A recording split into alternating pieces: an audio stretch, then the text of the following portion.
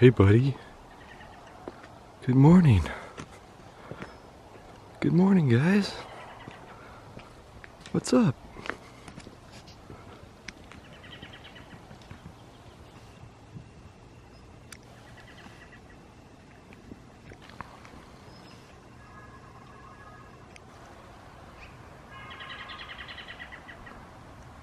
Good morning. Maybe I need to make it my mission to invent like a good kind of French toast. Isn't gross.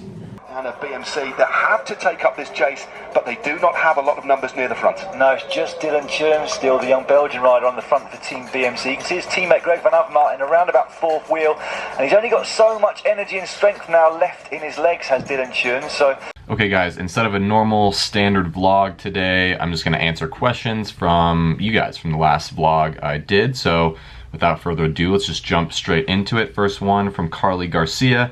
What is your favorite weather? 80 degrees and sunny, clear blue skies, little wind. Have you ever been to Chico, California? I have not. It's on the list, of course. Everywhere's on the list. From Els Holland, where will you go next? Will you be visiting Europe? Yes, next on the agenda is going back to Boulder for 2 to 4 weeks or so, next month in May, and just to get some work done, thought for food, visit some old friends, get some work done with Scoop where I work, and just Boulder's amazing in the spring. So, and I will be visiting Europe later this summer. End of June, I'm going to France, Italy, and the UK. Okay, next one from Kyle Hall.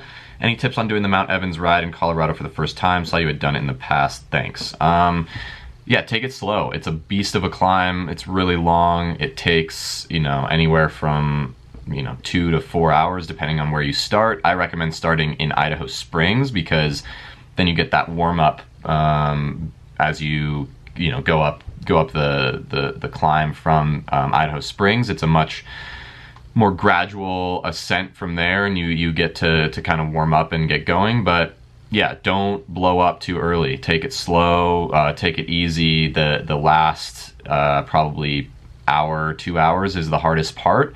And of course you're at super high elevation, so that's always hard. And then the final piece of advice, start as early as possible. When I did it, I think we started riding around 6:30 a.m. or 7, maybe at the latest. And do it later in the summer because Colorado is so unpredictable weather-wise that you want to get out and get to the top before afternoon storms come rolling in and you can freeze up there. So bring plenty of clothes. Jackie Goulet says, Sun Valley looks so beautiful. Could you talk about bike safety and having confidence to ride on some of the major roads you rode on in California, especially while riding solo?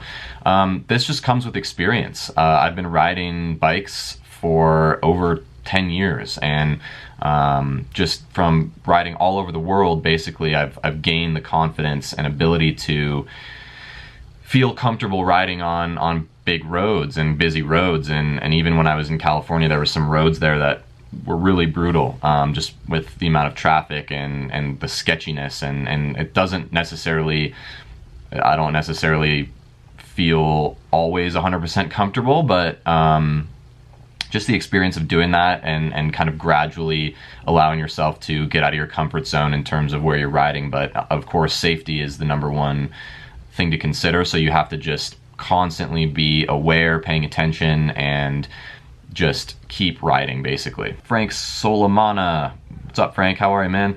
Asks, what are some of the reasons for bad health in eating any seafoods? Many thanks. Seafood depends on the kind of seafood, but it's hard to tell because seafood can contain really high levels of mercury, especially the bigger fish, because that mercury bioaccumulates from all of the smaller fish that the big fish eat. So particularly like tuna is going to be really high in mercury potentially, and so you want to avoid that. Mercury poisoning is bad.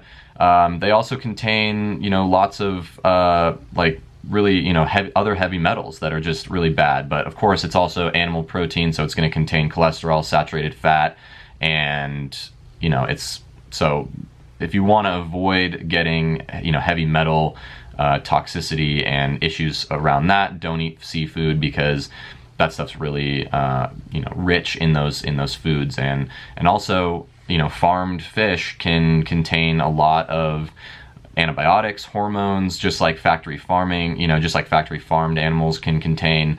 In order to keep fish from getting super sick and infected with lots of diseases, they have to give them antibiotics, and so it's kind of the same problem, and I think not a lot of people realize that. Annie D asks, I've seen and read about some vegans adding diatomaceous earth to their diet, which seems strange, but apparently there are health benefits.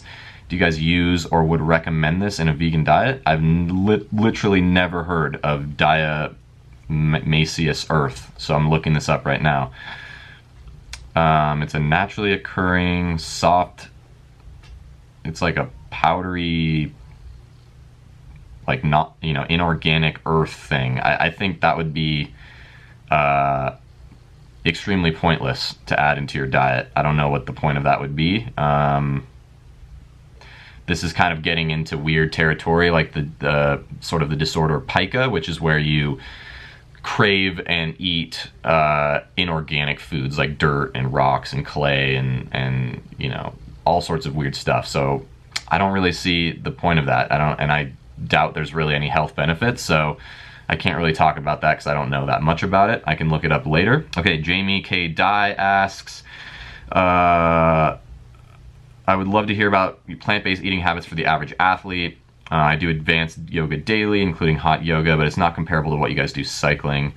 You know, again, the thing about a plant-based diet is that it is pretty universal across the board for, you know, disease prevention, managing, you know, your health, and keeping, you know, your weight at a place that you want it to be. So I don't think that there's that much of a difference in terms of overall diet pattern between, you know, a super athlete and a non-super athlete. I guess with, you know, an average athlete, you might not need to be so focused on caloric density. We recommend for, you know, high-level athletes to be really focused on caloric density, because it can be extremely difficult to, you know, get enough calories in when you're, you know, an ultra runner or high level cyclist, because you're just burning so much calories all the time, and eating really high fiber, you know, whole foods is going to be tough to make that happen. So for the average athlete, you know, try and eat a little bit more high fiber and more whole food based, and don't be afraid of you know, some of the whole food sources of fat, like avocados, nuts and seeds, stuff like that. Kelsey Crookshanks, what's up, Kelsey? She asked when I'm coming back to Colorado. Just kind of answered that, basically sometime in May, and I will definitely see you. I might be sleeping in my hammock in your yard at some point. Taylor Dawn asks, I swear we share the same wavelength. I make so many of the same meals, so many of the same activities, share a lot of the same worldviews. Thank you. Vlogs have been exceptionally great lately. Thank you. My question is, where do you see yourself in 5 years? Also, what has been the most purposeful thing you've done in your life? Ooh, great question. Where do I see myself in 5 years? I mean, honestly, in 5 years, I hope to be, you know, a really kind of successful steward of the plant-based movement, and really helping people in, you know, much bigger scale ways through, you know, more kind of specific, you know, thought for food related things. So like retreats or books or, you know, speaking engagements and stuff. That's what I really want to do, and be continuing to travel. But I also do see myself in probably 5 years having roots down and being more based somewhere, whether that's in Colorado or the Bay Area or somewhere else in California. I'd really like to be sort of stationed somewhere, but able to travel out from there. What has been the most purposeful thing you've done in your life? Definitely thought for food, without a doubt. I really just feel like this is my purpose and my path, and it feels so good to me, and this is definitely one of the most profound things I've ever done in my life, and even more than graduating from high school or graduating from college. I just feel like this is, you know, what I'm meant to do in a lot of ways. Carbs or Happiness asks, what would your last meal on earth be? Probably a massive burrito bowl with tons of amazing little, you know, different toppings and foods. What vegan YouTubers would you like to collaborate with? Oh, that's hard to say. I think it would be sweet to collaborate with Rich Roll at some point. I'd love to collaborate with the Happy Pair guys. If you haven't seen them, check them out. They're super cool, super funny dudes in Ireland. I would love to connect with them. I'm probably going to end up reaching out to them when I go to the UK later this summer. What dream career did you have when you were a child? Paleontologist. Where do you want to live in the future? Like I said, I'd love to live in the mountains somewhere in Colorado or in the Bay Area. I really loved Berkeley, but I don't know. I mean, it's, you know, I'm still kind of figuring it all out. Caleb Brown, potatoes or bananas? Potatoes. How to deal with non-vegan friends and family who are very closed off to the plant-based message. I've talked about this before. You have to just live your life, and you know, especially if they're sort of defensive and push back against it, you just have to do you, and they will eventually come, you know, to their senses and realize how important it is to you, especially if it is important to you. Just set a good example, be the best version of yourself, and if they care about you, then, you know, they will understand. You know, it's like that kind of quote. It's like those who matter don't mind, and those who mind don't matter.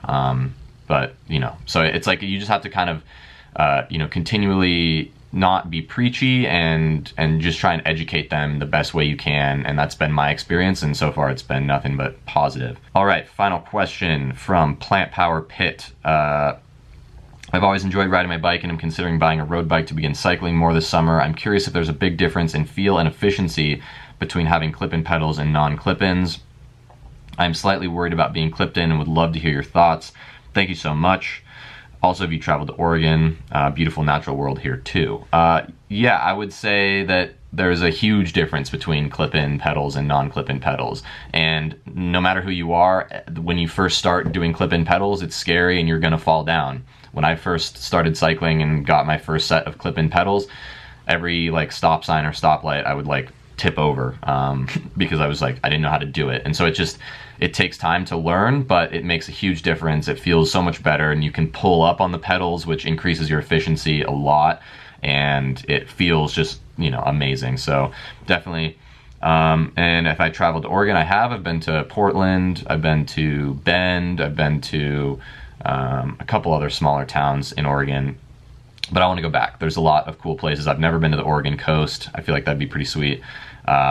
So yeah, thanks guys for all the questions. I hope those were good, and let me know if you want to see more Q&As. I know I don't do these very often, but you know, it's kind of a difficult thing to do. Like, obviously this video is very long, but I hope that it helped and maybe gave you some good insight. So I'll talk to you guys soon. Go eat some plants and do some epic shit.